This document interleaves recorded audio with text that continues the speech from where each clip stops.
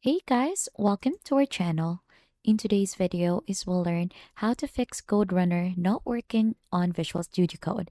So if you're having issue with your Code Runner in here, or if you click onto this icon, this run code, and it is not showing onto your terminal, then you're onto the right guide.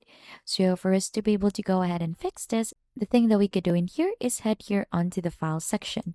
So just head here onto the preferences, and then right after you'll just need to head onto the settings.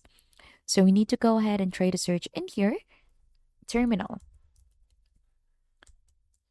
So right after, you'll just have to wait for that one so that it would show the different terminal settings in here.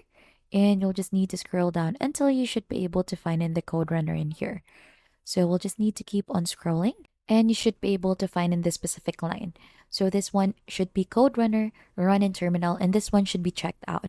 So whether to run code in integrated terminal. So this will allow your code to run onto the integrated terminal that you have, and this should resolve the issue that you're having with the code runner not working.